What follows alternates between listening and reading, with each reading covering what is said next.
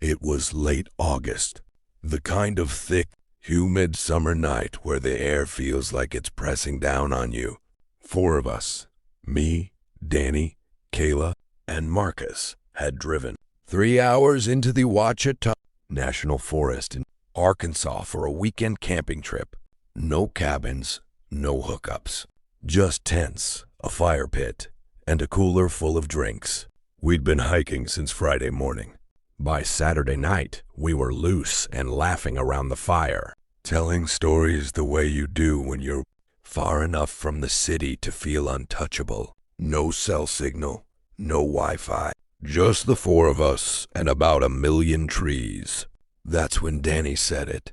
Danny, yo, what if we played hide and seek? Like right now, in the dark. We all laughed, but nobody said no. And that's the thing about being 23, in the woods with nothing else to do. Stupid ideas feel like fun, right up until they don't. We set a rule. Stay within a half-mile radius of the campsite. No wandering past the creek. Marcus volunteered to be it. He covered his eyes against a pine tree and started counting. I took off into the dark. No flashlight. We agreed on that. Just the moonlight coming through in pale strips between the branches. I found a cluster of fallen logs about 200 yards out and crouched behind them, heart already going fast from the run. The forest at night doesn't go quiet. It breathes. Crickets, a faraway owl, wind moving through the high branches like something sighing. I pressed my back against the log and waited. 5 minutes passed, then 10. I could hear Marcus calling out somewhere behind me. Marcus, Kayla, found you. Then laughter, distant but warm. I smiled in the dark. Normal. Everything was normal, but then it got quiet again. Too quiet. Danny, Marcus yelled. No answer. Danny, come on. Game's over. I stood up and started making my way back. Marcus and Kayla were standing near the fire, looking around. Kayla, where'd he go? He was right over by the big oak. Marcus, Danny, quit messing around, man. Nothing. Just the wind. We waited another few minutes. I told myself he was pranking us, hiding extra well.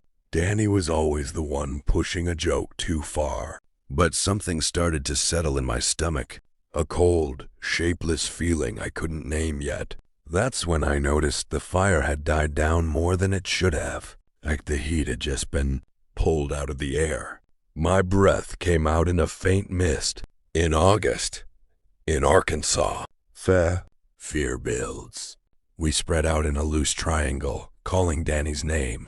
Marcus had his phone out as a flashlight, sweeping it through the trees. The beam kept catching nothing, just trunks and shadow and bark. Then Kayla grabbed my arm. Kayla, do you hear that? I stopped, listened. At first, nothing. And then, yes, footsteps, slow, deliberate footsteps moving through leaves somewhere off to our left. But they weren't coming toward us. They were circling us. Marcus. Danny, if that's you, I swear to God. The footsteps stopped. Dead silence for 3 full seconds. Then they started again. But now from behind us, from a completely different direction. Whatever was walking out there, it had moved 100 feet in 3 seconds, through dense undergrowth, without a single branch snapping. I turned on my own phone light. The 3 of us stood back to back, beams cutting into the dark. The trees looked different at night, closer somehow, like they'd been slowly leaning in while we weren't watching. Something was in there, and it was watching us. We made the decision to go back to the campsite and wait for Danny there. Marcus was trying to stay calm, but I could see his jaw working. We got back to the fire and I threw on 2 more logs fast. 20 minutes passed. Danny didn't come back. We couldn't call anyone. No signal. No rangers. Nothing. Marcus wanted to go look again. I said we should stay put.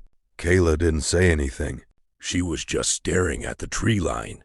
Kayla, there's someone standing there. We both spun. Marcus swung his light toward the tree line. Nothing. Marcus, Kayla. Kayla, there was, right between those two pines, standing completely still. I believed her, because 2 minutes later, I saw it too. Just a shape. Dark against the dark. Human-shaped. Perfectly, unnervingly still. By the time I blinked, it was gone. Horror escalation. That's when we heard Danny's voice. Not from the campsite. From deep in the trees. Maybe 300 yards out. Just his name. His own name. Spoken in his own voice. Danny. Danny. Come find me. Kayla made a sound I've never heard a human make before. A low, involuntary moan of pure fear. Marcus took 2 steps toward the trees. Don't. Do not go in there. Then it spoke again. And this time it wasn't Danny's voice. It was Marcus's. Marcus, I found you. Marcus went white. He stood there, staring into the black gap between the trees, flashlight shaking in his hand. And he didn't say a word. It was mimicking us. It had been listening long enough to learn our voices, and now it was using them. We grabbed each other and ran to the tent, zipped it up, held still, the 3 of us breathing in short, silent bursts, trying to take up no space, make no sound. From outside, maybe 20 feet away, we heard slow footsteps crunching through camp, moving past the fire, pausing. Then something brushed against the tent fabric. One long, slow drag, like fingers. Come find me. We stayed in that tent until dawn. Not sleeping, not speaking, just counting every sound. The footsteps came back twice, each time circling the tent like it was deciding something. When pale gray light finally started coming through the canvas, Marcus unzipped the door inch by inch. We stepped out into the morning mist. The camp was quiet. Danny's sleeping bag, still in his tent, untouched, exactly as he'd left it. But something else was there. In the dirt around our tent, in a wide, perfect circle. Footprints, bare human feet, walking the same path, over and over and over. Dozens of loops. Like whatever it was had stood out there and paced around us the entire night long, waiting for one of us to come out.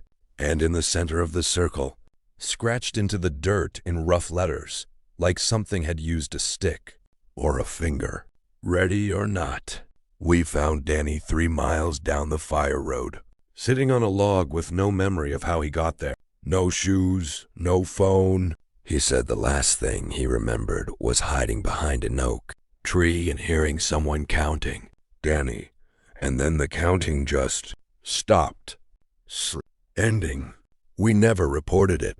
What would we even say? Something in the Ouachita National Forest played hide and seek with us that night.